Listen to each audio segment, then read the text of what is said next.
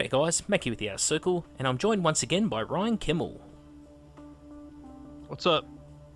And he's of course coming to us all the way from the US of A to lovely, cold and miserable Ballarat, Australia. So, what are we going to talk about today, Ryan? Well, last time we were on, we talked a little bit about different board games that me and you play and things you're excited about. And we've also, we chat a little bit on Facebook Messenger, and I know that you're getting pretty hot and heavy into this Game of Thrones miniatures game that Cool Mini is putting out, and they just finished up the Kickstarter for. And I just went to Gencon, which is essentially world's biggest gaming convention, or one of the two. They call it the world's biggest gaming convention, and Cool Mini or Not had a big booth there, and they had all the Game of Thrones mock-ups, initial sculpts, and a whole bunch of demo boards set up where people playing demos and stuff. So I took as many pictures as I could and sent them to you because I knew you would be interested in that, and actually played a demo of the game. So I figured maybe you'd want to talk about it. Yeah, no, that'd be great, man, because I am moister than an oyster when it comes to Game of Thrones at the moment. The book's more than the TV series. The last couple episodes I've been a bit so-so on.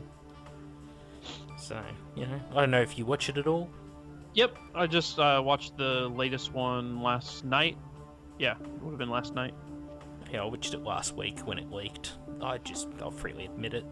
But I buy everything I pirate anyway. I just like pirating it because it's so much fucking less painful than going through like Foxtel, which is like our cable company. They're fucking useless, man. You told me, we talked about this last time about streaming and all that. Yeah, can't be understated how useless they are. So yeah, but that's the funny thing. I buy everything. I got hundreds and hundreds of DVDs, man, of just like shit you wouldn't believe. I got fucking Bubblegum Crisis Tokyo 2040 anime on DVD. That's how committed I am to my piracy. That's funny. So yeah, so you actually played a Song of Ice and Fire tabletop game at Gencon, and how'd you actually find it?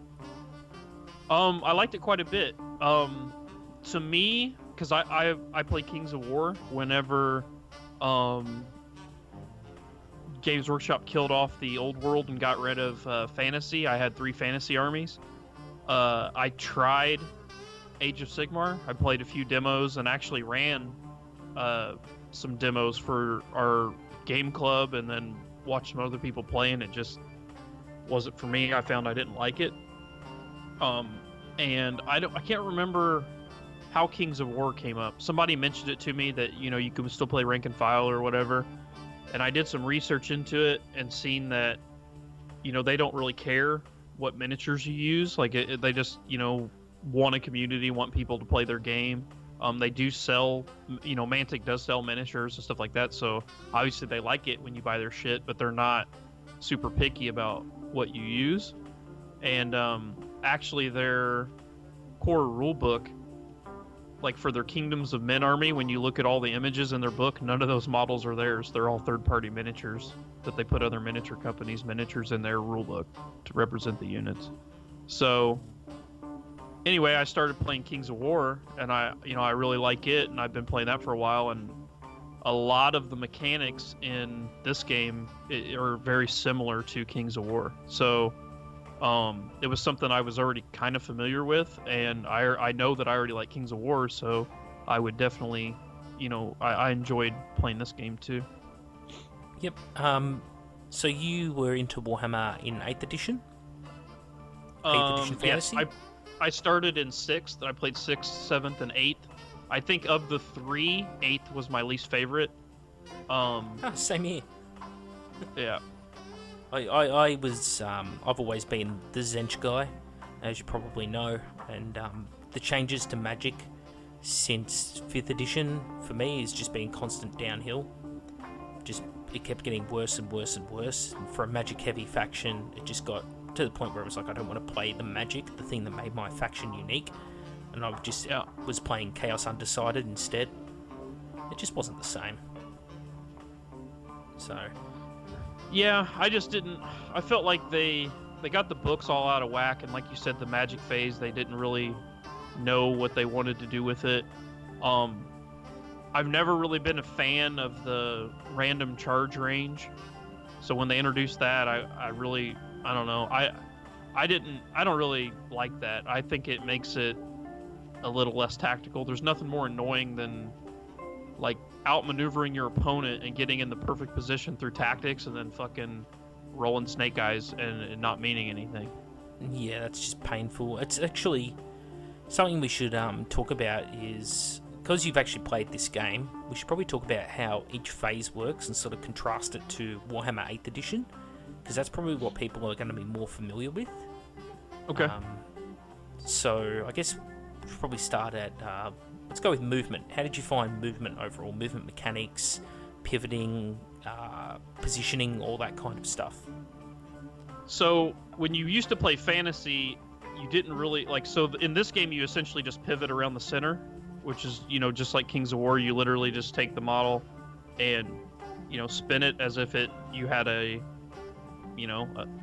like right on the center of the model, where in old fantasy you used to wheel, where you would keep one corner of the unit stationary and then you would move the other corner and then measure the distance that the corner moved and then continue your movement. So the wheeling thing is a little more, I mean, I didn't dislike it in old fantasy, but I mean, this pivot around the center thing, I mean, it's just a lot easier for somebody coming in and picking the game up. It's a little easier to pick up, and it makes the gameplay faster, I think. I suppose pivoting would get rid of... There's always that one rules lawyer, that one guy who, oh, that's 3.5 inches, not 3 inches. If you're pivoting around the center, you don't really have that problem, because it's not a measured distance. It's just an action that you can perform with the unit. Right. So pivoting, you think is better. What about the actual moving, marching, those mechanics? I mean, so the demo table that you play on is literally just 2x2, and they have their 2 units and you have 2 units. At least the demo that I played, that's like how it was. So there wasn't really a lot of maneuvering, just because I think they had 10 tables set up, and I never saw any of them sitting empty. I mean, from the time that the gates opened on Thursday, which is the first day you could be there if you were a non-vendor, those things were being played on. So I had to stand in line just to get the demo in, and they said, I talked to the guy and he said when they ordered the tables or were told about the tables, they thought they were going to be at least 3x3, and then when they got them, they ended up only being like 2x2. So I can't speak to like it fully, because when you're on a 2x2 table and you got that, I mean, you don't really get the full experience, if that makes sense. Yeah, no, that makes perfect sense. It's very limiting to what you can actually achieve. Right. That said, like, it's definitely going to be important in the game. In fact, there are certain factions, like if you take Robb Stark as your general, his key mechanics are all based around getting extra maneuvers and getting extra movement. Yeah, well, that's his thing. Each character that's the army commander gives a whole range of different abilities to their army, as opposed to they have their own deck, and their deck is designed, to basically supposed to. The deck that your commander gets is kind of the character of your army, I guess, and how it performs, in a way. Mm-hmm. Your tactics deck, and then they also have their own unique, tactic on their card that you can perform any number of times. Well, this is probably the important thing to stress to people, that the commander is not like a Warhammer commander or a Games Workshop commander, where he's his own individual unit, who's all powered up with multiple wounds and a high save value and that kind of thing.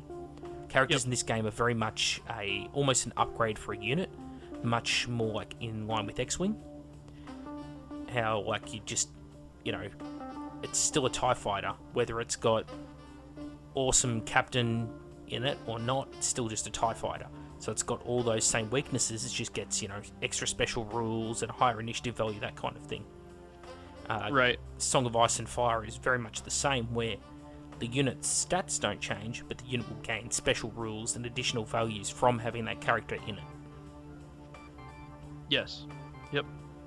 So, and their decks, because when you pick your commander and you only get one commander, they have a unique tactic deck of cards, and those tactics are extremely important. I mean, you're going to be playing those things every turn of the game, and there's some pretty powerful cards that I saw just in the 3 or 4 turns that I played.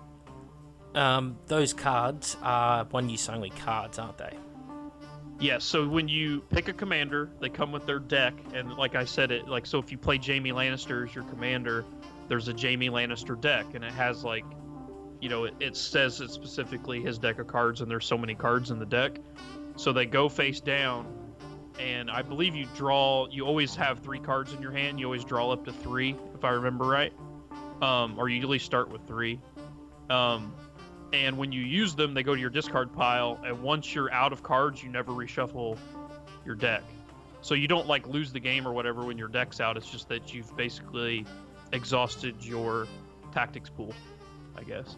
Yep, which makes sense. You don't want people spamming that same ability over and over and over, because that's going to become very one-dimensional very quickly.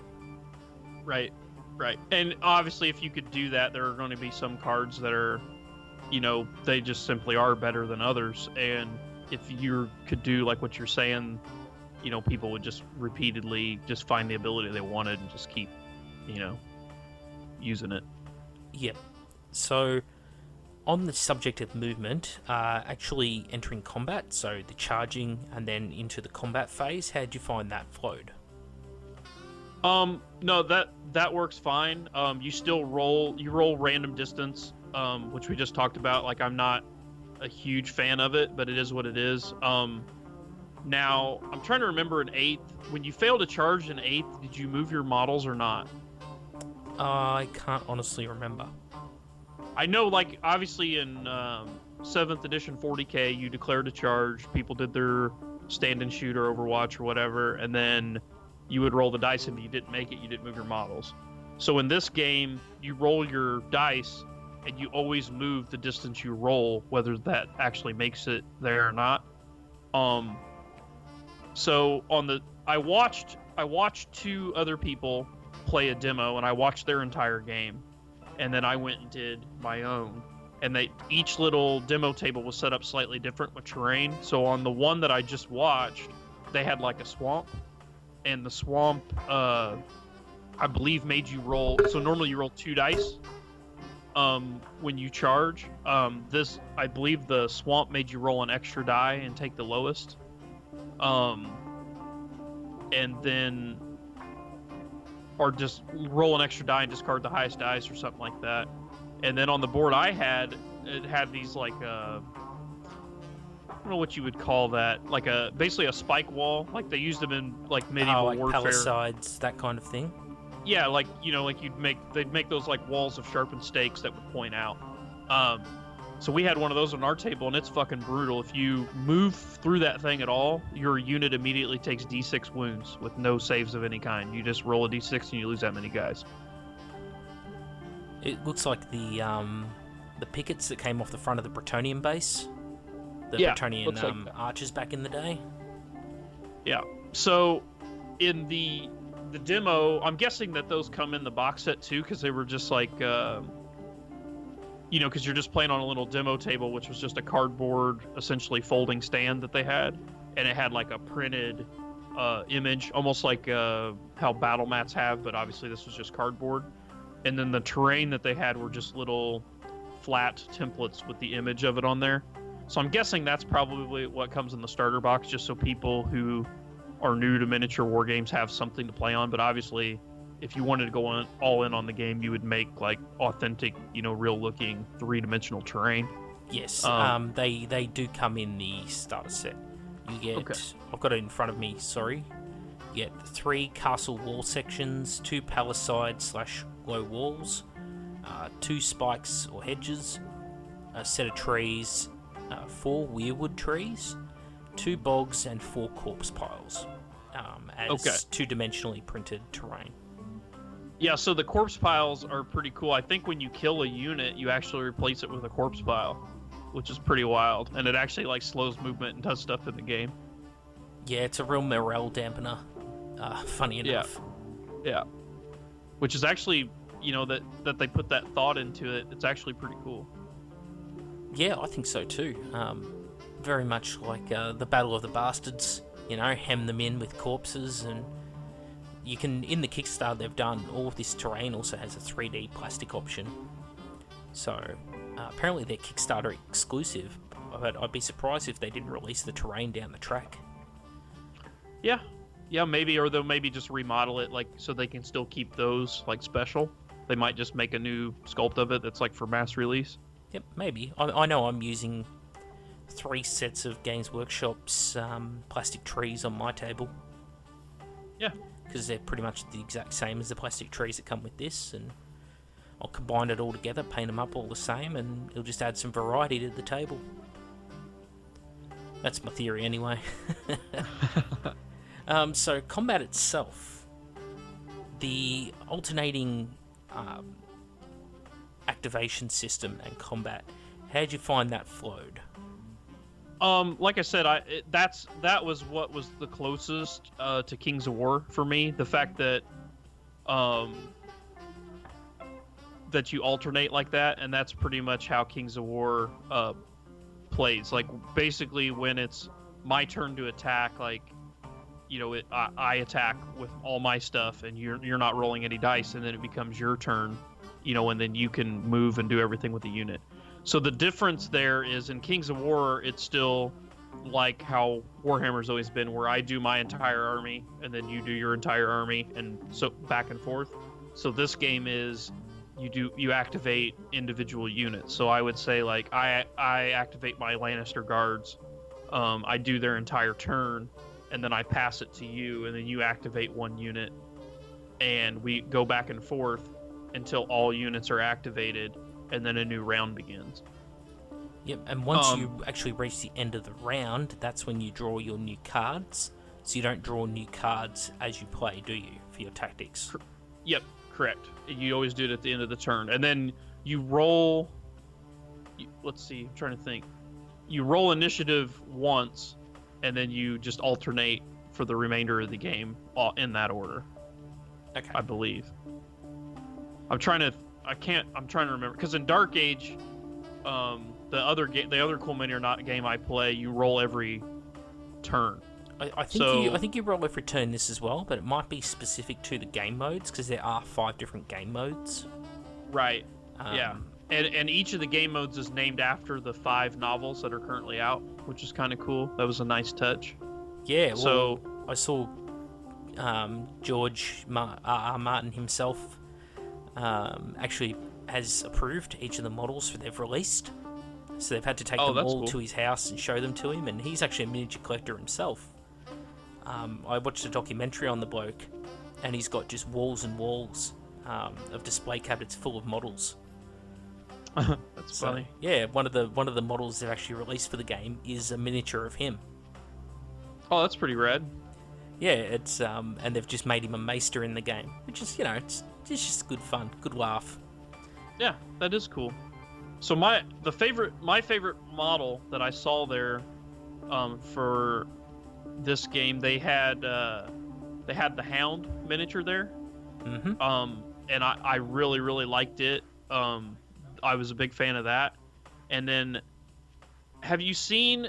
I don't even know if it was in the Game of Thrones case, so I'm assuming it's Game of Thrones. But they had I didn't recognize the character. I guess it could have been a White Walker or something. They had somebody riding like a big stag with I think a bow. that's Cold Hands. Oh, okay. That model's badass. Like I didn't recognize who that was, but it was in the case, and they even had some of the siege engines in there. They had like a big ballista, and they had like a catapult in the case as well. Yes, I saw that. The game does have war machines. I have no idea about how they'll actually function though. Yeah. There are castle walls, so there may be some sort of siege mechanic. Yeah, I didn't see any. So on the demo tables, like they had different scenarios going on each table. So I played the actual Game of Thrones scenario. That was the name of the scenario I played.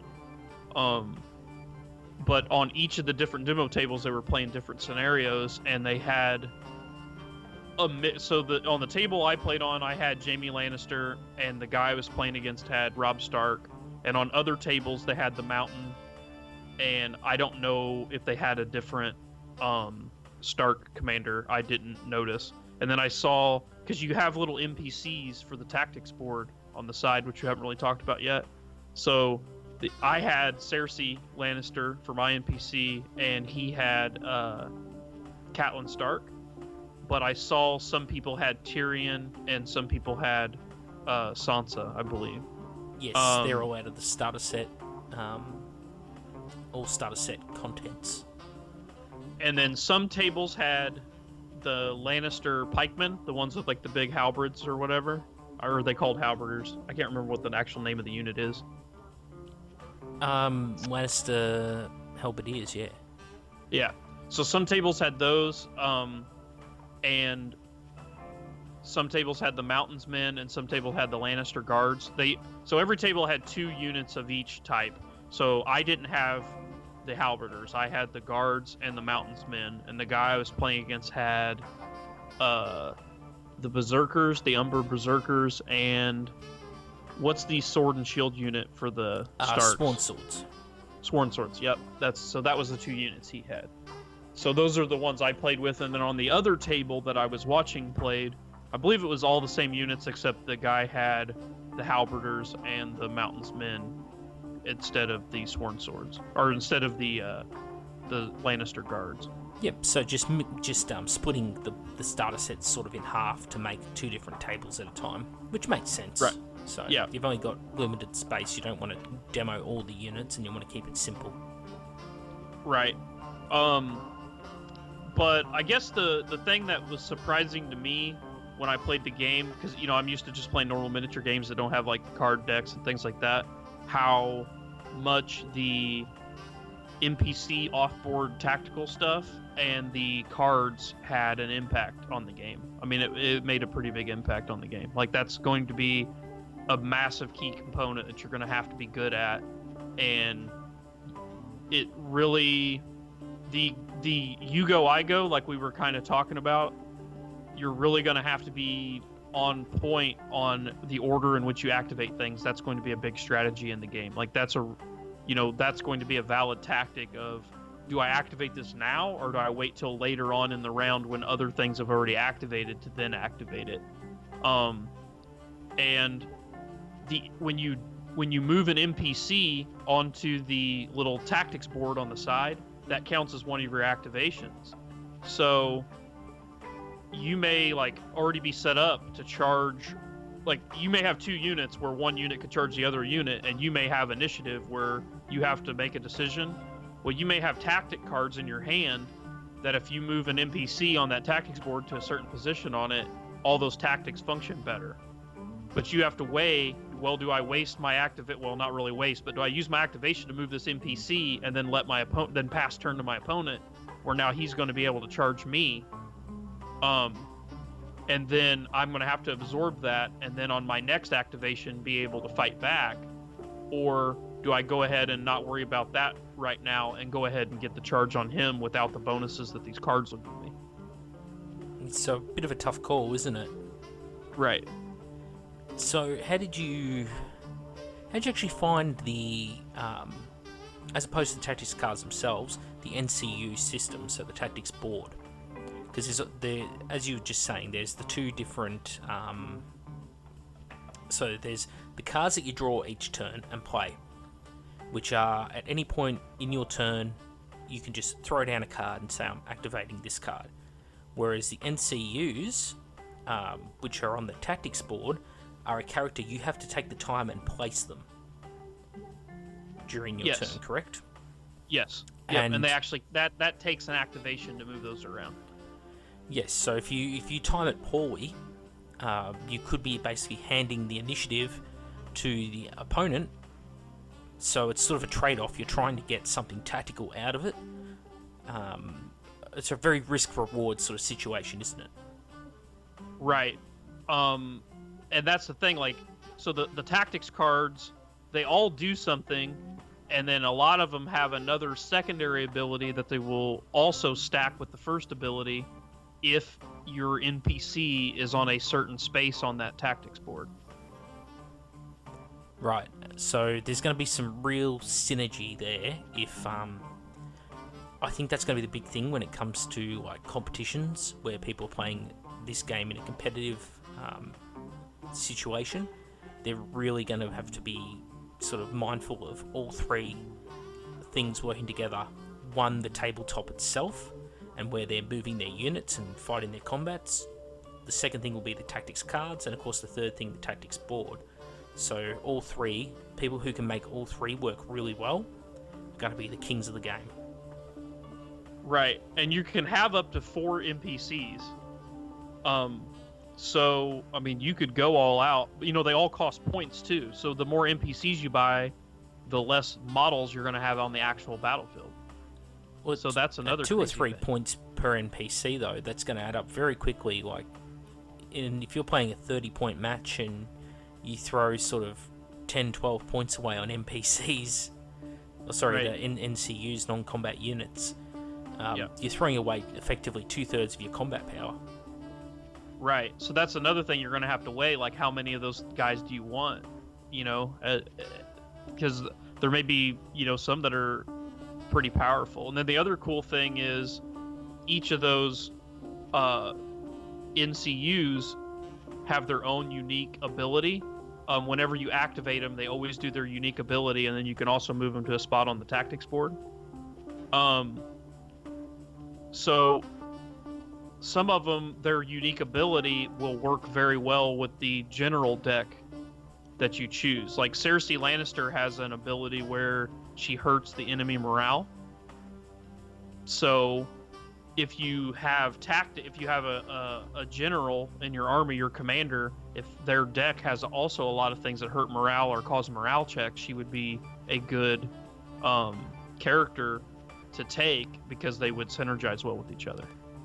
There's going to be a trade-off there, obviously, where you might have a character who, again, your army itself is very good at messing with people's morale. You might pick a non-combat unit that's also good at messing with morale to put on the tactics board. But now you've thrown all your eggs in the morale basket. Whereas maybe you want to put some of your points into maneuvering, for example. So there's going to be a sort of a list building thing going on there where people are going to have to decide, do they want to really commit to doing something particularly well or doing everything just okay? Right. And the other thing, like we said, when you run out of those tactic cards, you're just out, and you can play as many as you want. So you can only play one card per trigger. So if the trigger of the card is, if it says on the card, whenever your enemy activates a unit. So that would mean as soon as your opponent says, I'm activating this unit, then you could play that card. Then there may be a second, so they may say, I'm activating this unit, and my activation is to attack this other unit. So now they've activated and attacked. So you may have a card in your hand that says when an enemy unit activates, and you may have a card in your hand that says when an enemy unit attacks. That means you'll be able to play, you know, the one card because they activated and the other card because they attacked. So I guess what I'm getting at is you could easily, you know, just from your opponent activating one thing, because they could activate, move, and attack, you could, you know, blow through all 3 of your cards in your hand. And if you do that like every time, you're going to go through your tactics deck really fast. And sometimes it may just be overkill. Like if you are, you know, playing like, I get to reroll to hit and reroll to wound and make them reroll their armor saves. Obviously that's going to be super offensive, but did you really need to play all 3 of those cards to inflict that damage? Could you have just, you know, gotten rid of that unit by only playing 1 or 2 and kept the other one? Yeah, so it's going to be sort of super vital to really pick wisely. Make your timing is going to be critical with using these things and possibly using them quite sparingly. Yeah. Yep. You're just gonna have to know when to use them. And then there are some units like the Umber Berserkers get better as you damage them. So it's one of those things like you don't really want to damage them unless you can kind of Alpha Strike them and get rid of them, if that makes sense. Or vice versa. There are ways of putting, for example, wounds back onto a unit. So unlike in Warhammer Fantasy, you can sort of put models back into a unit that have been killed from it. And that's not just a faction-specific thing, that's anyone can do it. Yeah, it's on the tactics board. Yes. And if you do so, units like the Umber Berserkers are going to become less effective. They're going to have more survivability, but their alpha output is going to go down. So you got to weigh that up as the person controlling them. Do I want 10 attacks on the squad, but survive an extra turn, or do I want 8 attacks on the squad? You know, it's going to be that hard choice. Right. Speaking of that, how did you find fighting the combats themselves? Because unlike Warhammer, where you have a comparing the stats, but they've sort of started to simplify it with 8th edition, 40k, and Age of Sigmar, where you've got flat to hit rolls, but there's still a lot of additional stats in there. This, I think, has simplified it right down nicely to a sort of happy medium. Yeah, I mean, it's still, I mean, you're basically always hitting on a set number, but and they always basically, you know, save on a set number. There's no to wound roll. You just hit, and then whatever hits you get, they have to save against. That said, there are a few abilities that will modify that save. You know, make them either reroll or make their save worse or whatever. I think the Mountains Men have an ability, like I forget what. Don't they have like a charge ability when they charge? It makes the enemy save one worse, like a furious charge. I think on 6s to wound, they double wounds or something. Yeah, and that's the what it is. I knew they had. Yeah, Umber Berserkers, their wounds are -1 to your saves. Yeah, so it's once again, it's very much like Kings of War or Age of Sigmar in that. I mean, Kings of War came first, and Age of Sigmar ripped it off. And this, yeah. I just had to throw that in there. Yeah, we won't go down that road, but yeah. So the first game that I'm aware of that used, you know, in a game like this that used this set to hit roll set whatever, and there may have been another one before, but the one that I first became aware of it in was Kings of War. Yeah, no. But Kings of War has that you roll to hit, and then the enemy unit has basically a toughness value that you then have to roll to wound against, and then they just take that many wounds. So basically in Kings of War, there's no armor saves. So it's basically roll to hit and then roll to wound, and they just take that many wounds. And in this game, you just roll to hit, and then they get to roll an armor save. So it's the same number of rolls as Kings of War, but it's just one is a to wound roll with no saves, and in this game, you get saves instead of a to wound roll.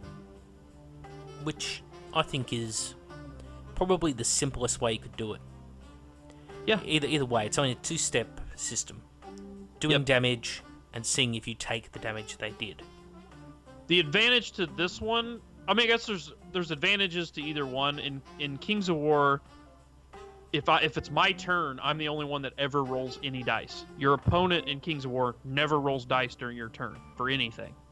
That's just the way the system's designed, which is kind of weird. It takes a while to get used to it, but once you get used to it, it's really not, you know what I mean? It's just another game system, and it's unique in that way.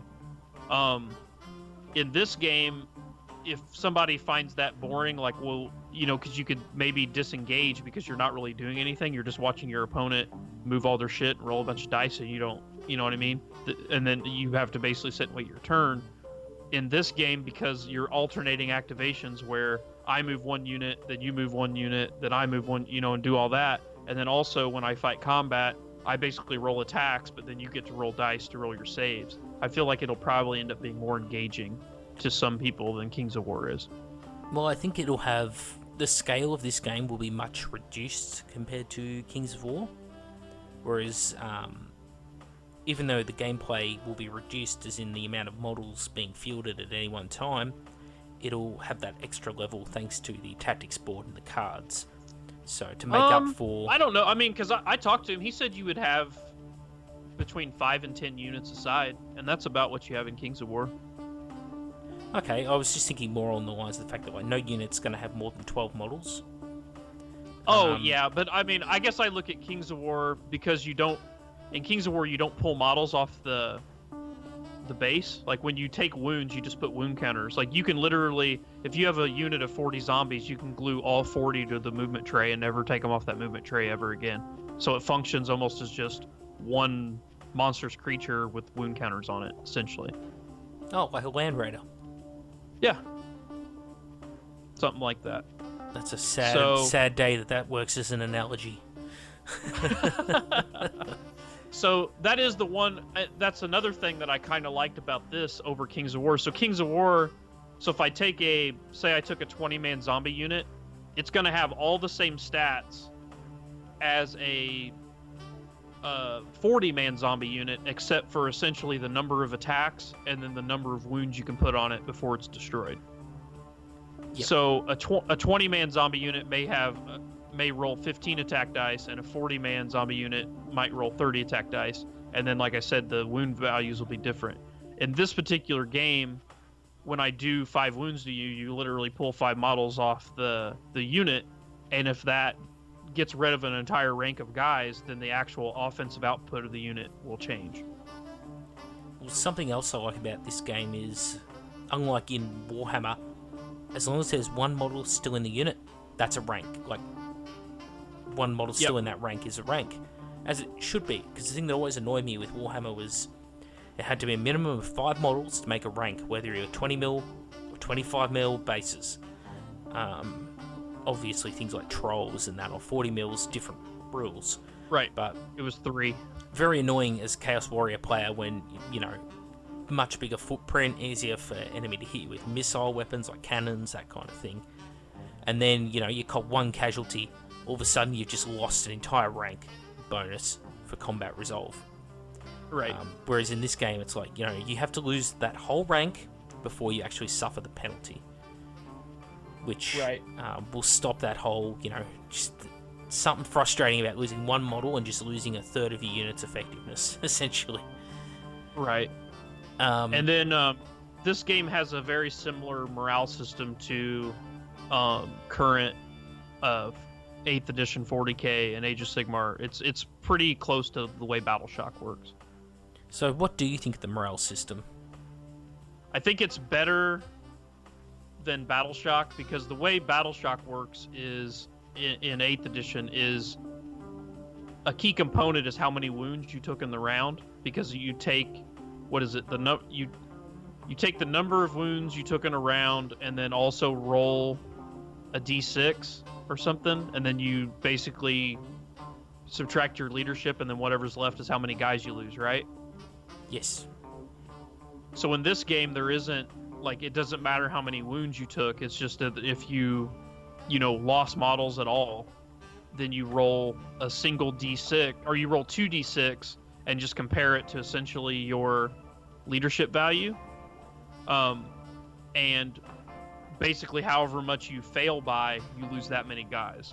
So the problem with like 8th edition 40k now is, say you take a 10-man Space Marine unit, if you lose 5 or 6 of those guys, you basically are going to, during Battleshock, automatically lose the rest of those guys, just because the wound total gets so high that there's no way you can roll a die and then still pass. Yeah, it's too punishing to larger units, so you may as well just go with small ones in 40k. Right, it just totally encourages min-maxing. You're either going to run a giant, like, huge fucking unit like people do conscripts and put a commissar in there where you only lose a guy anyway, or if you're playing Marines on the flip side of that, you're always going to run like the minimum 5-man squad. Yeah, because there's no negative to doing so, basically. Right. In this game, because you always just have a set leadership, stat, and I believe the lower the better, because you're trying to roll equal or higher. Yes. Yeah. So one of the big things with this game is part of the way they've differentiated the two factions Stark and Lannister is that Lannister have better armor, but the Starks have the better morale.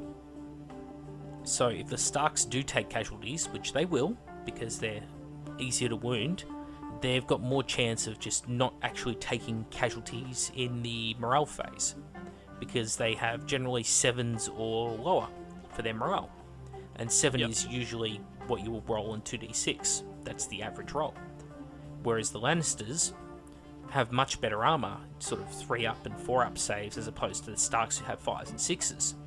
So the Lannisters, when they do take casualties, they are likely to suffer damage in the morale phase, because they're usually like 7s and 8s and higher for their morale. And also, this is again where the tactics cards will play into things, because tactics cards can be used to, like panic tokens, for example, where you go near corpse fields, will cause your unit to, if it basically puts a token onto the unit, and it will force them to re-roll a successful morale if the other player decides. That's sort of something I haven't spoken about, the tokens. Yep. So yeah, like you said, there's a lot of like placing tokens on the unit, and when you put the token on the unit, it doesn't immediately, like, it's something that has to be spent most of the time. So you may put a token on a unit and not spend it right away, and then wait till that perfect opportune moment to cash it in, and then you pull it off the unit. Exactly. And that's my understanding of it anyway. You'd probably know better because you've actually played the body game. But yes, so that's going to be a big thing, is playing with people's morale, because that is what a lot of the tactics cards and characters revolve around, is morale. Especially with the Bolton and the Flayed Men. Both Roose Bolton and Ramsay Bolton, the bastard. Or cunt, however you want to look at him. They both have ways of causing panic tokens on their enemies, which means when the inevitable, sorry, I'm getting a bit tongue-tied, morale does come up, they are likely to suffer, because unless they've got really high morale, they're going to be probably taking casualties. Yep, correct. And that's what I noticed with, like, that's what I'm saying with Cersei. Her basic ability is -2, or well, it's essentially makes your morale 2 harder to pass on a chosen unit. If you put that onto a Stark unit, which is a 6, 9 times out of 10, you're going to pass a 6+ morale. But if you drop to an 8, well, 9 times out of 10, you're now going to fail. Yep, it's definitely powerful. And then if you can stack that with, like I said, there are certain tactic cards that also lower morale. There was one instance where I dropped the guy's morale by 4, and then he rolled pretty high, and he literally lost, like, I think he lost more models through that than he did in the actual combat. I think I killed like 3 guys in the combat, but then he lost like 6 or 7 from the morale, the failure on the morale. Yeah, so it's going to definitely be one of the things that people have in the back of their mind, is morale, which I think is a good thing, because we've become very complacent with Warhammer over the years, because that's the game most people know. It's sort of the gateway drug into the hobby. Tabletop wargaming hobby for many people was Warhammer, 40k, fantasy, whatever. And in that, morale is very much inconsequential, especially in 7th edition 40k, where, you know, Marines everywhere, and Leadership 9 and 10, Necrons and Eldar, and, you know, it was never I think it's definitely more thing. important in Heresy, because you, like, everything can be sweeping advanced in Heresy for the most part. Oh, definitely. And in Heresy, inherently, a lot of the morales are lower. Yeah, your Marine is 8, unless your Sergeant's alive, and then he's 9, so it actually gives you, you know, a reason to try to snipe that Sergeant out of there or kill that Sergeant in a challenge, because that's a big deal to drop him from 9 to 8. I always found things like fear and fear tests just pathetic in general. Like having demons, for example, and you're like, you know, you're almost never going to cause fear in someone in 40k. Yeah. It was just a shit rule, and they sort of fix it in 30k with, like, Nighthorner is -2 to your fear checks, so it can actually happen. But it's so rare still, because morale is just... Leadership is just like the red-headed stepchild of stats in 40k. It's something that comes up, for a unit, maybe every third game, a unit will have to... Like, that particular unit will suffer from it. Yeah. Well, I mean, certain armies, I guess, are worse than others. Like, we just played that game. Me and Scott played that game where I had to play my orcs, and orc leadership is super shitty. So, is that I a had problem lots in of 8th guys. edition, though? I have no clue. In 8th edition, orcs, I think, are probably one of the more solid ones. Because of the way I don't know mob what their rule works special now. rules are there. The only armies I've seen played in 8 are Marines, Guard, Tyranids. That's pretty much it. That's what most the guys that play here play. And when I went to Gencon, I didn't really go over there and pay a lot of attention. My buddy had his case there. I let him borrow one of my battle foam cases, and I was playing in a Dark Age narrative event, and because we were walking around the con and he was doing that tournament all day, and I didn't want to carry my models around all day. I just let him, take my case and models with him. So I had to go over there to the 40k tables to retrieve them so I could play in my event. And I think there was 24 people playing, and I think I counted 13 guard armies. Jesus. So, well, it's not that surprising, though, really. But yeah, so unlike Warhammer, the morale it's a big deal in this game. Obviously, one of the things that you didn't get to test out was the shooting, because they didn't have any of that. Yeah, and plus the size of the table. Although it is worth pointing out the range of shooting weapons is only 12 inches in this game. I don't know how good that will be. That's something I'm a bit on the fence about, because I think that's just too close a range. 12 inches on a longbow. Yeah, that doesn't make a lot of sense. That was seeing because I play a different Cool Mini or Not game in Dark Age, and that is something that's also, I don't think it's not a problem with Dark Age, because that's just kind of how the game is balanced, but all the ranges are super short. The longest range in the game is essentially 12 inches, and average, short range in Dark Age is 4 or 6 inches, and then average range is 8. And then when you have something that's 10 or 12 inches, that's considered pretty damn long range. My fear is that, as you would have seen, the ability to cover ground, even on a little table, is, very quick in Game of Thrones. So a shooting unit's going to have to basically alpha strike their enemy, or else they're going to be copying a charge the very next turn after they shoot, I think.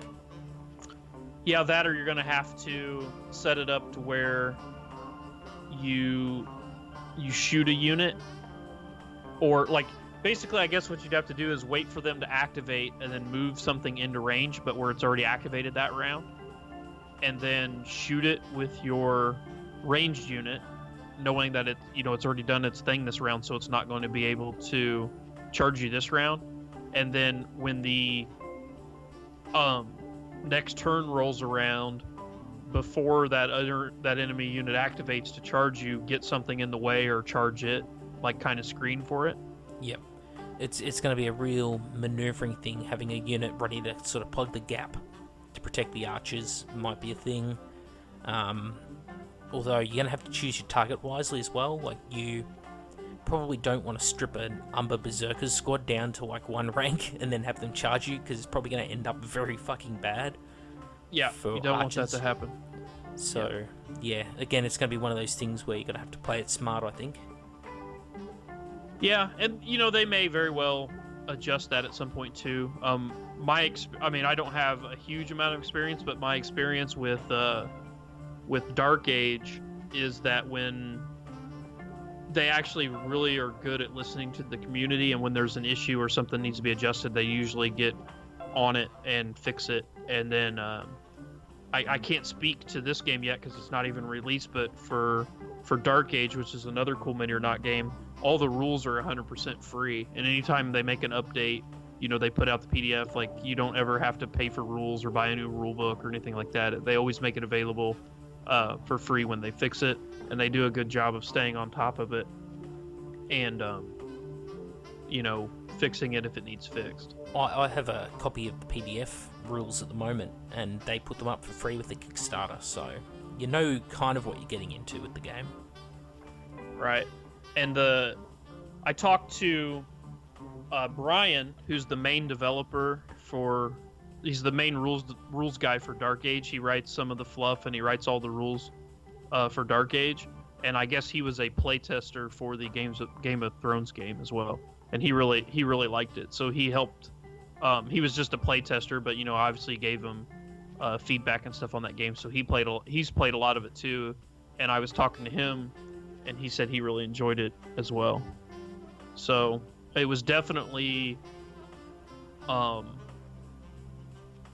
play tested by some knowledgeable people, because he was telling me some of the other people that had play tested it, and that they definitely are behind it and giving it every chance to succeed. I mean, it was Cool Mini or Not had a huge booth, and it was the focal point of the Cool Mini or Not booth.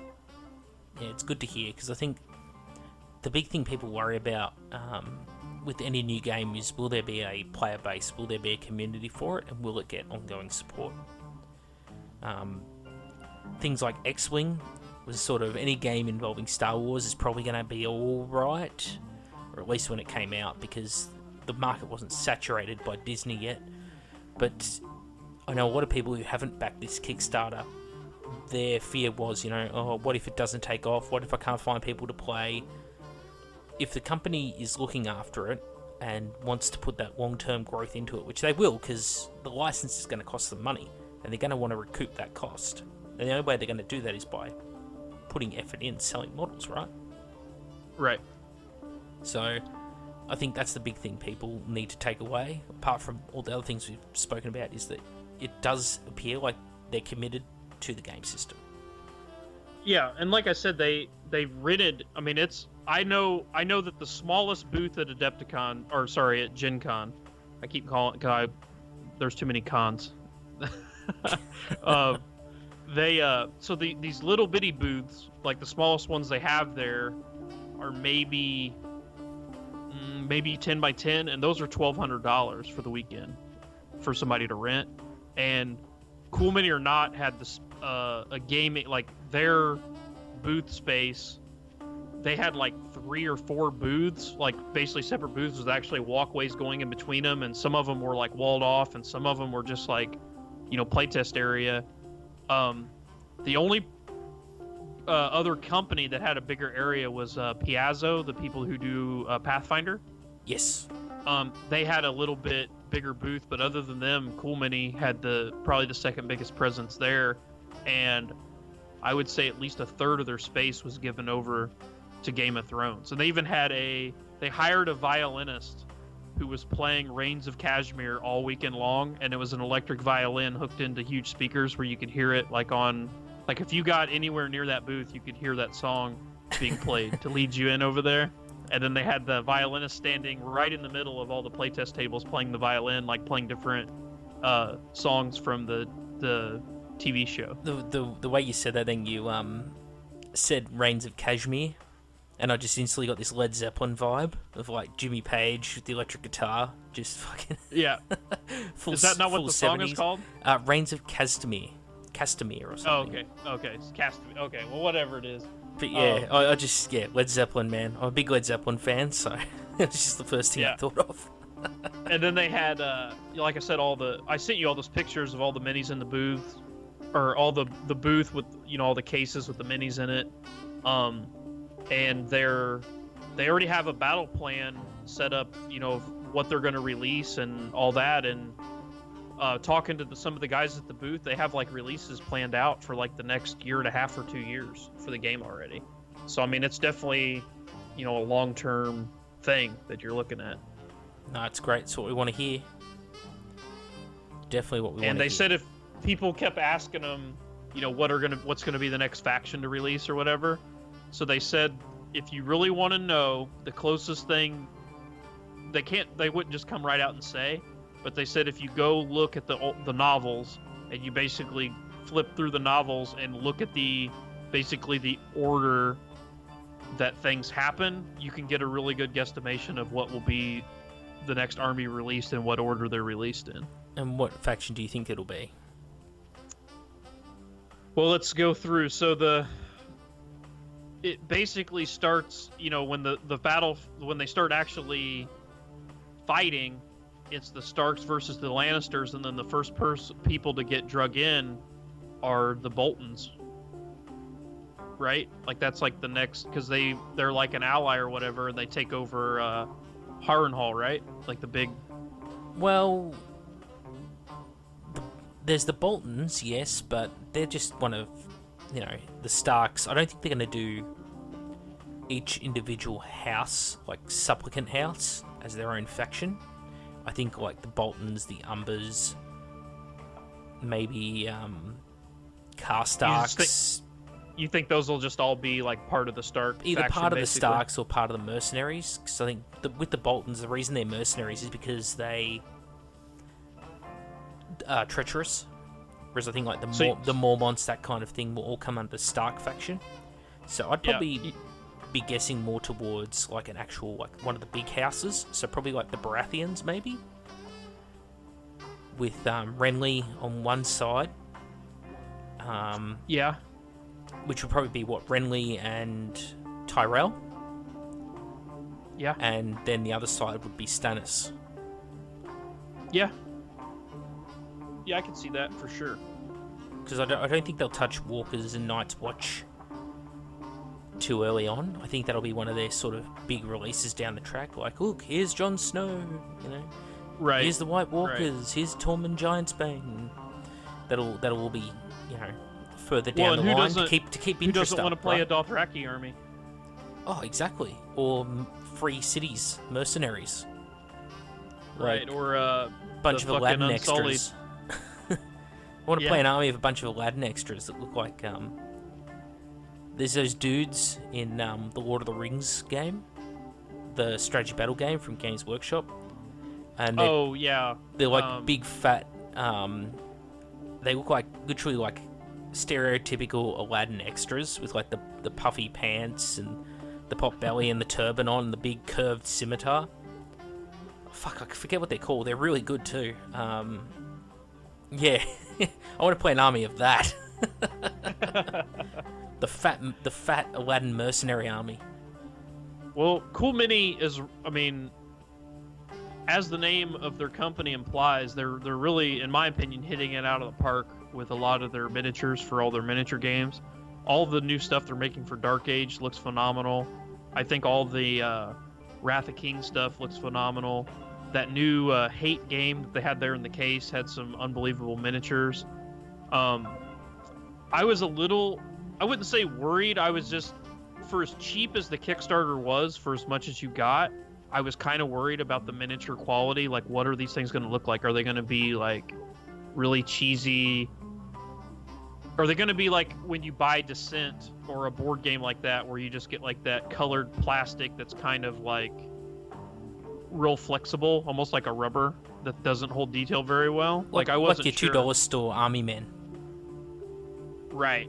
And seeing the miniatures in person, I was blown away at how good they were for the amount of money that you basically, like, if you back the Kickstarter, you're getting a hell of a deal, in my opinion, with the quality of the miniatures. That's what I think too, but I'm used to paying Australian prices, so pretty much anything's a good deal. Like the fucking Apollo 11 mission to the moon, that's probably a good deal, man. Like, fuck, that's about the cost of 2 Games Workshop starter kits, I think.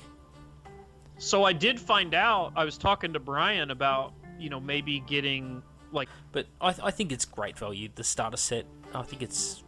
They estimate about $450 US regular retail price, and we're paying $150 for it, so... Right. I don't think you can really complain about that. Like, what do you think of the actual models that I sent you pictures of? I think they look fantastic. The amount of detail for the scale is perfectly acceptable.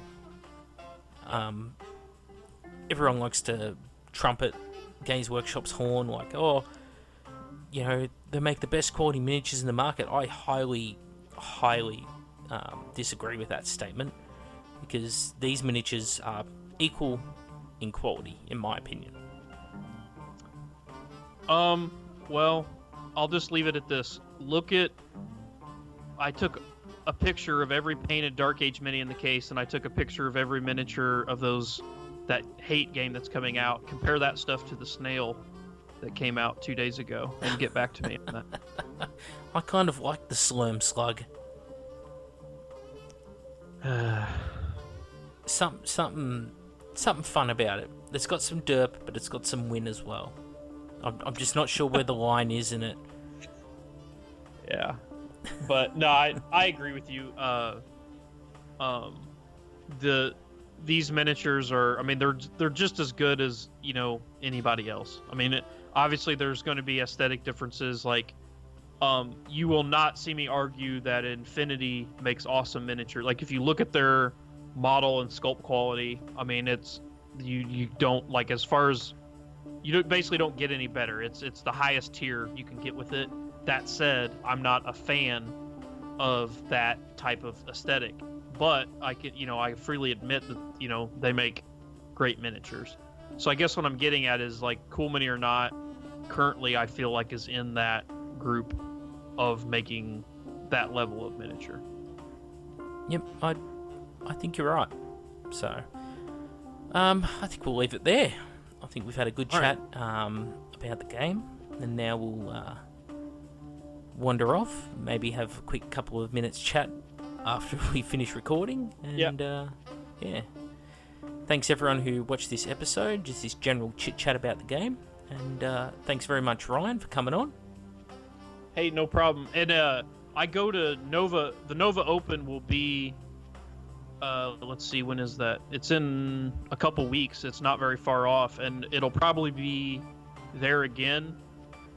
So I'll check it out again and see if any new info or whatever comes out, or if there's anything new picture-wise or any info or news, and I'll pass it on to you, and you can, talk about it on here if you want. Yeah, no, that'd be great, man, because I want to get as much info as I can, because, again, trying to build a community from nothing is always a difficult task. As I learnt sort of when I started trying to build the 30k community with a bunch of other people, sort of 5-6 years ago, we all didn't know what the hell we were doing. We created blogs and all sorts of things, and it took a while. Took a while for it to grow. Like, people had to put effort in. A lot of the podcasts that popped up really helped as well, because it got people talking to one another. People were finding ways that, like, oh, there's games on. There's actually a tournament being held in my town. I didn't know that. And so that's what it takes to grow a community, and that's what we're trying to do with this game. And I know it's a lot of hard work, so that's why we're trying to get in early. That's why it's important to have people like yourself on and chat, people who've played the game, and talk about it. Well, yep, I think people will like it if they give it a chance. If they like that style of game, it's definitely good. I think people like it, so give it a try if you get a chance. Do you think it would be a worthy game for people's attention if they've come from Warhammer 8th Edition, having been subjected to Age of Sigmar, possibly? I do, because, like I said, I have tried. I played 8th. Then when Age of Sigmar came out, I switched to Kings of War, and I personally like Kings of War better than I liked 8th Edition. I just think it's more fun. And this game, although I just played a short demo, there are quite a few things in it that I like slightly. I'm not going to say it like blows it away, but there are elements that I definitely like better in this than Kings of War. So I can't imagine me liking it any less than Kings of War, but I could definitely see me liking it, a little bit more. So yeah, I mean, I definitely think that people should give it a try if you played the older Warhammer games and then don't much care for Age of Sigmar. This is definitely something to try out. Good stuff. Once again, thank you very much for coming on and sharing your knowledge with us, Ryan. Hey, no problem, man. And look forward to having you on again sometime.